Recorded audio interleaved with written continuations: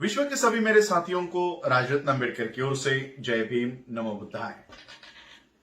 जैसा कि मैंने आप सभी लोगों से कहा था कि हम लोग द बुद्धानीज धम्मा के अलावा डॉक्टर बाबा साहब अम्बेडकर जी के राइटिंग एंड स्पीचेस के वॉल्यूम 17 पार्ट 2 के एक प्रबंध की भी सीरीज बनाएंगे। उस प्रबंध का नाम है the Mahars, who were they and how they become the untouchables. Mahar, वो कौन थे और वो अछूत कैसे बन गए। दरअसल ये जो टॉपिक है ये महाराष्ट्र से संबंधित है। तो मैंने आप लोगों से पूछा था क्या ये सीरीज में मराठी में बनाऊं या हिंदी में बनाऊं। महाराष्ट्र के लोगों ने, कई सारे लोगों ने कमेंट करके मुझे ये बताया कि वो हिंदी समझ लेंगे। आप अगर मराठी में ये सीरीज बनाते हो तो शायद देश के लोग ना समझ पाए, और इसलिए आप इस सीरीज को हिंदी में ही बनाएंगे। तो मैं ये जो पेपर डॉक्टर बाबा साहब अम्बेडकर जी ने लिखा हुआ है, ये पेपर हिंदी में प्रस्तुत कर रहा हूं। ये सारी आगे जब मैं पढ़ूंगा तो सिर्फ मैं पढ़ने का काम नहीं कर रहा हूं, क्योंकि ये इंग्लिश में उपलब्ध है। इंटरनेट पे आप लोग doctor Ambedkar writing and speeches search करके वॉल्यूम 17 पार्ट 2 डाउनलोड करके पढ़ सकते हो। पढ़ना एक अलग बात है और समझाना एक बहुत ही डिफिकल्ट टास्क होता है, और इसलिए मैं ये समझाने की कोशिश कर रहा हूं। इसको मैंने हिंदी में अनुवाद किया है और आगे मुझे इसको हिंदी में अनुवाद करते रहना है। तो कोई अगर मुझसे शब्दावली में, जैसे हम लोगों ने बुद्धानीज धम्मा में देखा कि शब्दावली में अगर कोई मिस्टेक हो रही है तो कृपया मुझे माफ कर दीजिएगा। तो चलिए हम इस पेपर को पढ़ते हैं। जहां जहां पर मैं ये शब्द आ रहा है वहां पर अभी राजरत्न अम्बेडकर नहीं होंगे। वहां पर जहां जहां पर मैं ये शब्द आ रहा है वो डॉक्टर बाबा साहब अम्बेडकर कह रहे हैं। तो मैं नहीं चाह रहा कि इस पेपर को अलग तरीके से प्रेजेंट किया जाए। जैसे डॉक्टर बाबा साहब अम्बेडकर लिख रहे हैं मैं वैसे ही इस पेपर को आपके सामने रखने की कोशिश कर रहा हूं। ये पेपर जानने में, समझने में काफी डिफिकल्ट है, इसलिए इसके छोटे छोटे पार्ट्स में मैं आप तक ये पेपर्स समझाऊंगा। तो चलिए इस पेपर को समझने की, सिर्फ पढ़ने की कोशिश नहीं, समझने की कोशिश करते हैं। The Mahars, who were they and how they become the untouchables. मैंने इसका जो हिंदी अनुवाद किया है वो इस प्रकार है। डॉक्टर बाबा साहब अम्बेडकर लिखते हैं, इस प्रबंध में या इस लेख में मैं इन प्रश्नों को उठाने का प्रयास कर रहा हूं और उनका जवाब देने का प्रयास कर रहा हूं जो मेरे मतों के अनुसार, मेरे निर्णयों के अनुसार सबसे उपयुक्त जवाब है। वो सवाल है, डॉक्टर बाबा साहब अम्बेडकर लिख रहे हैं, वो सवाल है महार कौन है। पहला सवाल, महार कौन है। दूसरा सवाल, वो गांव के बाहर क्यों रहते थे। और तीसरा सवाल, उन्हें अछूत के रूप में वर्ग क्यों कर दिया गया। पहला इसका बाबा साहब अम्बेडकर जी ने रोमन में 1 लिखा है, हु आर द महास। पहला सवाल, हु आर द महास, महार कौन है। श्री विल्सन ने महाराष्ट्र शब्द की उत्पत्ति महार शब्द से की है और यह सुझाव दिया है कि महाराष्ट्र का अर्थ महारों से संबंधित देश होता है। ऐसा माना गया है कि महार शब्द की उत्पत्ति, जैसे गुजरों का देश गुजराष्ट्र हो जाता है, सौराजों का देश सौराष्ट्र हो जाता है, इसी आधार पर, इसी समानता पर आधारित महार शब्द की इस उत्पत्ति पर 2 अलग अलग आधारों पर आपत्ति जताई गई है। पहली आपत्ति इस दृष्टिकोण पर है, इस विचार पर है कि महाराष्ट्र शब्द का अर्थ महारों का देश नहीं होता, बल्कि इसका अर्थ महान राष्ट्र, महान देश होता है।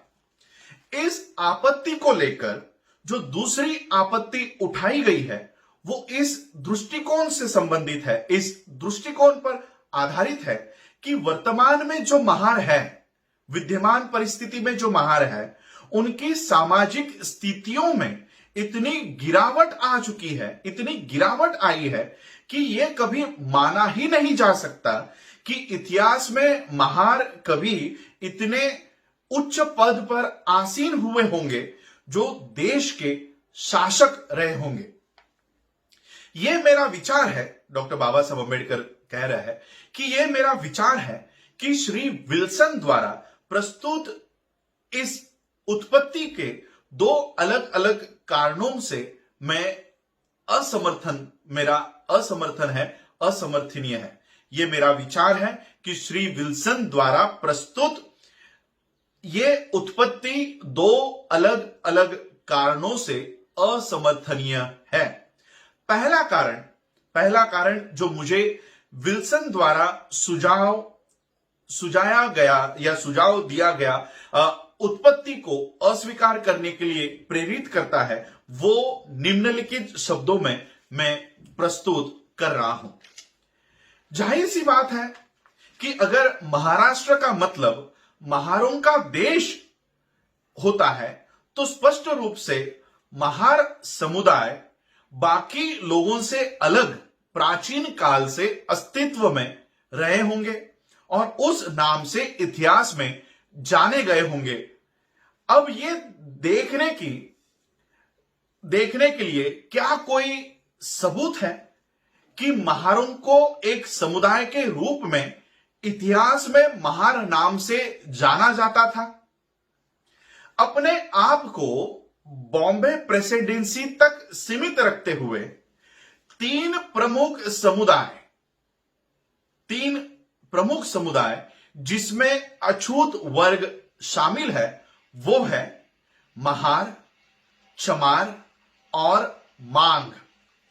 इनमें महार सबसे बड़ा समुदाय है, समूह है।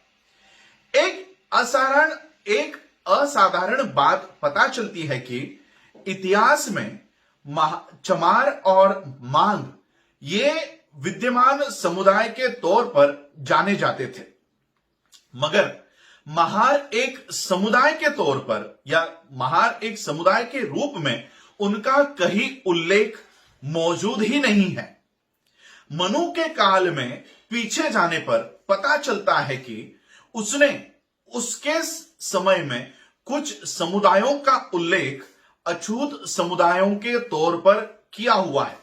उनमें चमारों का उल्लेख खास तौर पर अछूत समुदाय के तौर पर मनुस्मृति के इस लेखक ने किया हुआ है। मांगों का कोई उल्लेख मनु ने नहीं किया। यह इसलिए हो सकता है क्योंकि मांग उस क्षेत्र में नहीं पाए जाते होंगे जो मनुस्मृति के इस लेखक को ज्ञात हो।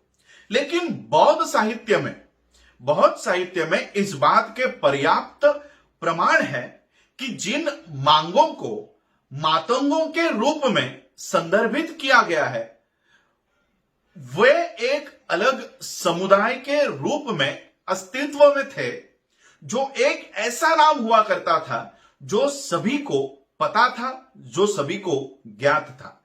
लेकिन ना ही मनुस्मृति में और ना ही बौद्ध साहित्य में कहीं पर भी महारों का एक समुदाय के रूप में कहीं भी उल्लेख नहीं है।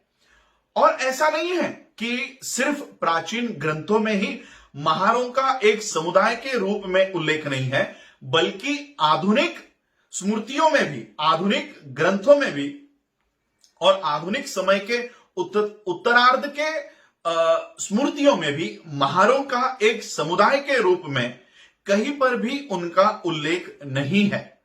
वास्तव में मुस्लिम आगमन तक महार शब्द से कोई भी परिचित ही नहीं था। महार शब्द का उल्लेख सिर्फ एक बार ज्ञानेश्वरी, महाराष्ट्र में उसे ज्ञानेश्वरी कहते हैं, ज्ञानेश्वरी में आया है, जो 1100 सदी में पाई जाती है। उससे पहले महार नाम का कोई अस्तित्व ही नहीं है। तो हम क्या माने? बाबा साहब लिख रहे हैं, बाबा साहब सवाल उठा रहे हैं, हम क्या माने? क्या प्राचीन समय में ज्ञानेश्वरी से पहले महार नाम का कोई समुदाय अस्तित्व में था ही नहीं? या हम ये मान ले कि उस समय यह समुदाय तो था, मगर वो किसी और नाम से जाना जाता था। जो भी मामला हो, महार नाम की गैर मौजूदगी ये विल्सन के दृष्टिकोण का भारी विरोध करता है। अगर महार शब्द ज्ञात ही नहीं था तो वो देश के नाम का आधार होने की संभावना होती ही नहीं है या बहुत कम है। डॉक्टर बाबा साहब अंबेडकर विल्सन द्वारा प्रस्तुत किए गए इस दृष्टिकोण का विरोध करते समय यह पहला कारण डॉक्टर बाबा साहब अंबेडकर यहां पर प्रस्तुत करते हैं। डॉक्टर बाबा साहब अंबेडकर जो दूसरा कारण प्रस्तुत करते हैं वो महाराष्ट्र के मराठाओं को जानने के लिए बहुत ही महत्वपूर्ण है। महाराष्ट्र के साथ साथ देश के चमारों को और यादवों को जानने के लिए बहुत ही महत्वपूर्ण है। वो दूसरा कारण क्या है यह हम देखेंगे अगले एपिसोड में। आप लोगों ने आज मुझे सुना उसके लिए आप सभी लोगों का आभार, धन्यवाद। जय भीम, जय भारत, जय बुद्ध।